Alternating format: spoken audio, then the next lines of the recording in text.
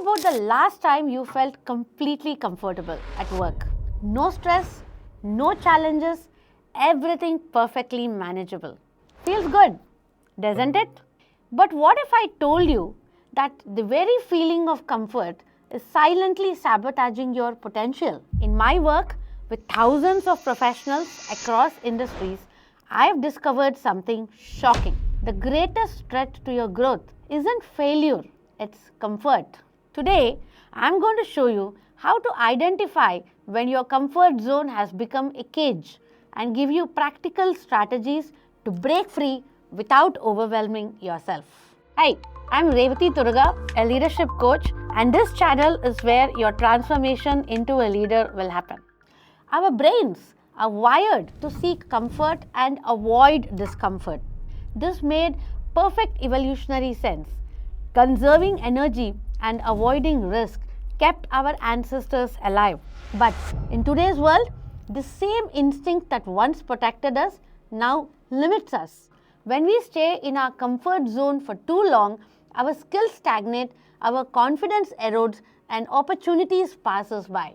The most successful leaders I've worked with aren't those who never feel fear. They are the ones who've developed a specific relationship with discomfort. Let me show you what I mean. Recognizing the comfort trap. How do you know if you're trapped in a comfort zone? Look for these 5 warning signs. First, you haven't learned a significant new skill in the past 6 months.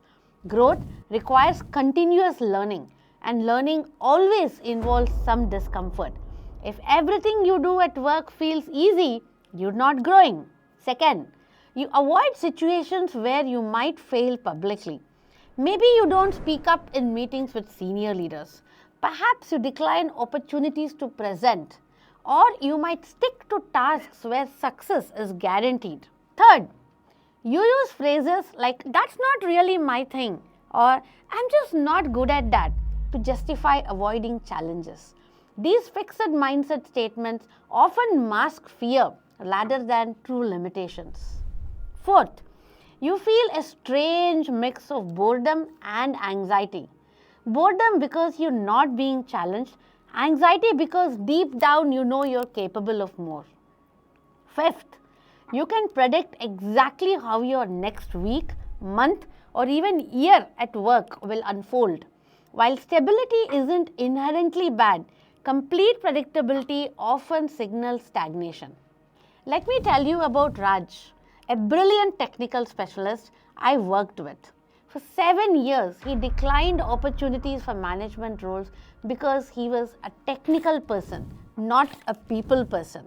His comfort in technical excellence became a prison that prevented him from developing an entirely new set of capabilities. When we finally identified this comfort trap, he realized it wasn't lack of capacity holding him back, it was fear disguised as a fixed identity. What about you? Which of these warning signs feels most familiar? Write it in the comments below.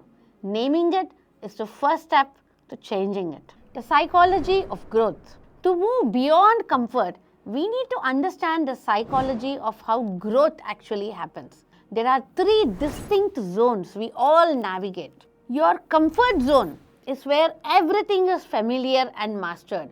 You're competent, confident, and in control. Beyond that lies your growth zone. Some even call it the learning zone. Here, you encounter challenges that stretch but don't break you. You feel challenged, occasionally uncomfortable, but not overwhelmed. And finally, there's the panic zone, where challenges are so far beyond your current capabilities that you're overwhelmed. In this zone, effective learning stops because your stress response takes over. The key insight is this: growth happens when you regularly step into your growth zone, not when you leap into panic, and certainly not when you stay in comfort. Consider this study from Yale. Researchers found that the highest performing teams weren't those with the most talent, but those who operated at what they called optimal anxiety, a level of challenge that pushed them beyond comfort but short of overwhelming stress. I love the way psychologists Mihai Csikszentmihalyi describes this state. He calls it flow, that sweet spot where challenge meets capability. You're stretched, fully engaged, and time just seems to disappear. Here's what most people miss. Finding this growth zone isn't about massive leaps. It's about consistent incremental steps beyond your comfort boundary. I think of it like strength training. You don't build muscle by lifting weights you can easily handle, nor do you grow by attempting weights that can injure you. You grow by consistently lifting slightly more than is comfortable. The question becomes, what weight are you willing to lift in your professional life? Practical strategies for expanding your comfort zone. Let me give you 5 practical strategies that will help you expand your comfort zone without triggering overwhelm. First, the 5% rule. Instead of dramatic changes, expand your comfort zone by just 5% at a time. If public speaking terrifies you, don't start by addressing 500 people. Start by speaking up more in team meetings, then presenting to a small friendly group and gradually scaling up. I call this productive discomfort. Just uncomfortable enough to grow, not so uncomfortable that you shut down. 2. The growth mindset reframe. When you hear yourself say, I can't or I'm not good at, add the word yet. I'm not good at handling conflict yet. I can't lead strategic discussions yet. This simple language shift based on Carol Dweck's research signals to your brain that your capabilities aren't fixed but are constantly evolving. 3. The weekly discomfort practice. Each week, deliberately do one thing outside your comfort zone. Document it in a discomfort diary along with what you've learned. Over time, you will build both comfort with discomfort and a powerful record of your growth. One of my clients, Lisa, was terrified of networking. She began with a simple weekly practice, introducing herself to one new person at work. Within 6 months, she was confidently attending industry events and building valuable connections. 4. The atomic habits approach.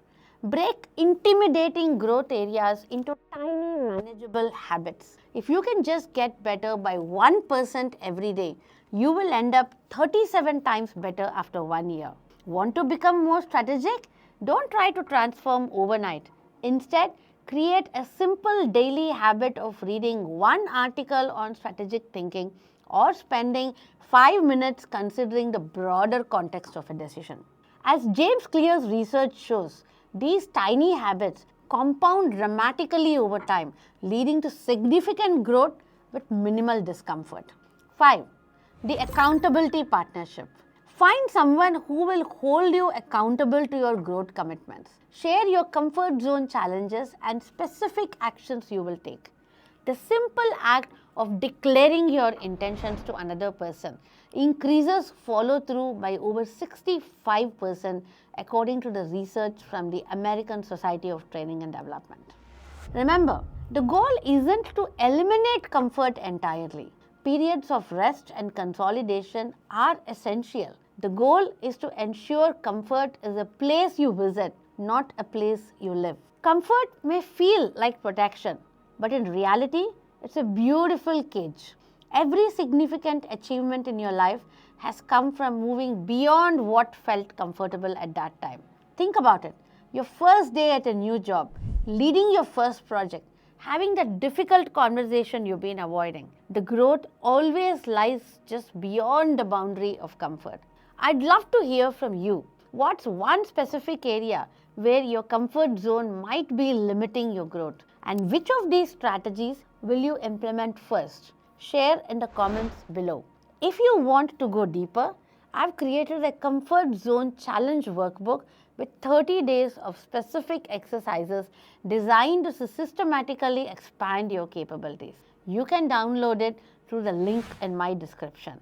And if you found value in this video, please share it with someone who might be feeling stuck in their comfort zone. Sometimes, seeing these patterns through someone else's eyes is exactly what we need to recognize them in ourselves. Thank you for your courage in exploring this topic with me. Remember, discomfort isn't the enemy of growth, it's a prerequisite.